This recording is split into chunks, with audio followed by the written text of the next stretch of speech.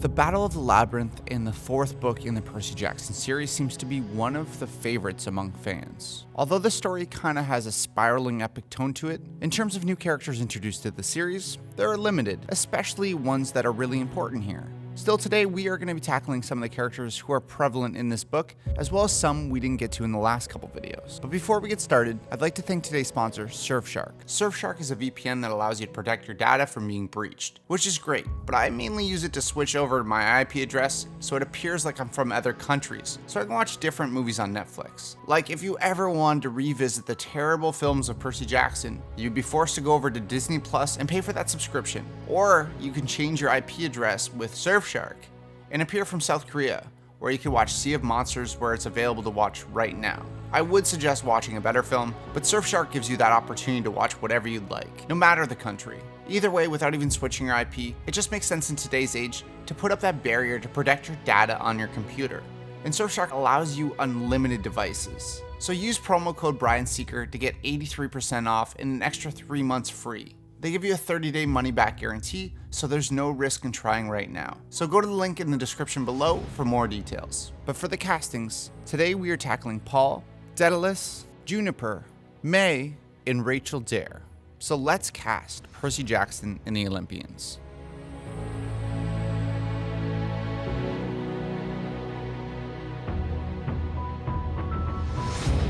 First up, we have Paul Blofis, or Blofis. I seem to hear different pronunciations online. He is the good guy from the Percy Jackson series, the man who doesn't seem to have a problem with anyone and is really generally liked. He gives Percy a second chance at the school he teaches at, even when the school was accidentally set on fire. Seems to truly believe that Percy is a good kid. He's honest, very polite, and genuine. He's essentially Bizarro Gabe. Now everyone knows the perfect choice here because there's a man in Hollywood who is just Paul. He's actually named Paul. Paul Rudd.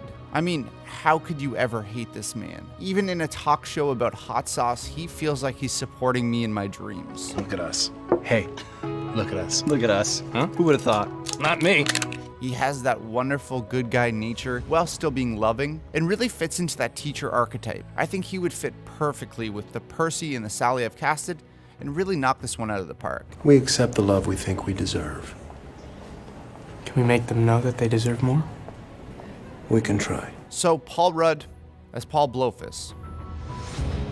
Next up we have Daedalus, or Quintus, the inventor of the maze and the son of Athena. He is one of the oldest demigods and should look it. He should look incredibly intelligent, and we should be able to see him as a very capable sword instructor. Although Quintus and Daedalus do look differently in the books, I have decided to cast them as one actor. I think he could slightly change his looks in the movie, but I think one actor can pull this off. He should be a master of many things and speak and hold himself in a way that matches. He should be very proud of his work, but also pull off that underlying anguish in the decisions that he's made. I went with Ian Glenn, who has shown a very capable performance in Game of Thrones, but I also think he has more to that. It's just his voice and the way he talks makes me buy into what he's saying, and he definitely knows his way around his sword.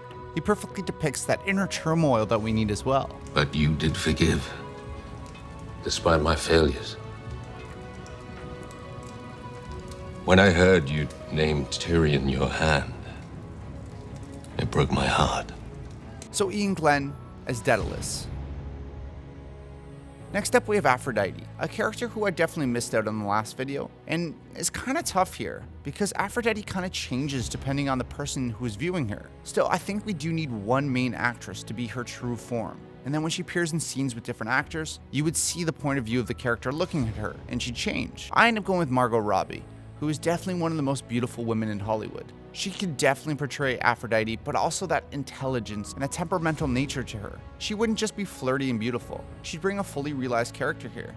So the banks started filling these bonds with riskier and riskier mortgages. Thank you, Andrew. That way, they can keep that profit machine churning, right? So Margot Robbie as Aphrodite.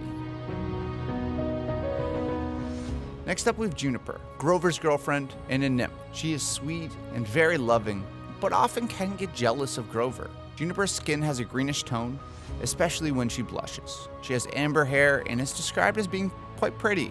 I went with Savannah Lyles, who definitely has an interesting look with those freckles and the red hair that I think would work really well and almost has a nymph-like feel to it. She can do the sweet and innocent thing very well, with that hint of jealousy. Second of all, he's 12. And third of all, he's captain of the chess club and last year's regional mathlete champion. His name is Arthur, for goodness sake. She's played darker and lighter characters in the past, but I think she could work really well in a role like this one. So Savannah Lyles is Juniper.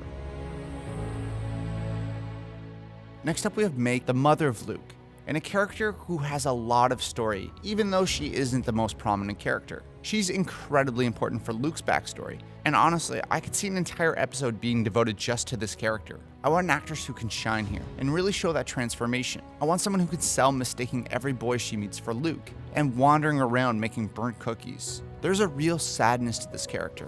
Helena Bonham Carter is one of the only actresses who could really make me buy into her and her crazy ways here. I think she can play that loving before it turned into madness, as we saw in Enola Holmes. But of course she can play that crazy too. I mean, there's too many performances to count that she's shown that.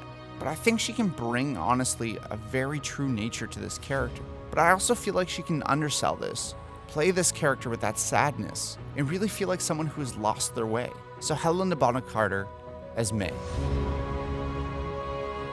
Lastly, we have Rachel Dare, maybe the most popular character who is actually immortal. She's not a demigod, but can see through the mist. Because of this, she should see things that are terrifying to her, but rather, she's kind of intrigued. Now, Rachel is enthusiastic, witty, and very open-minded, and although she can be blunt at times, she goes into the face of danger without knowing anything of the world, just to help her friends. She has red frizzy hair and a freckled face. I see her as a character who can be forward and snappy, but also can be sweet. That's why I think Sadie Sink is really the only choice here. She has proven in Stranger Things, she has everything in the wheelhouse to play this character. From here on out, you leave me and my friends alone. Do you understand? Screw you. Say you understand!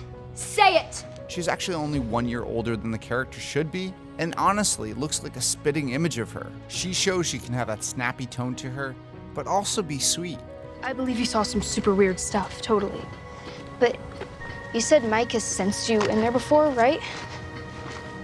So maybe it was just like that. Maybe Billy just sensed you somehow. I think she would really knock this out of the park. So Sadie Sink as Rachel Dare. So there are the characters from Battle of the Labyrinth. Please check out the last videos if you haven't already, as well as subscribe so you don't miss out on the last video of this series. And since we're coming to the end of this series, what would you like to see next? I'm considering casting live-action Disney remakes, as well as the Avengers just for fun. Let me know what you want in the comments below. Thank you so much guys for watching. Please subscribe, and I'll see you in the next video.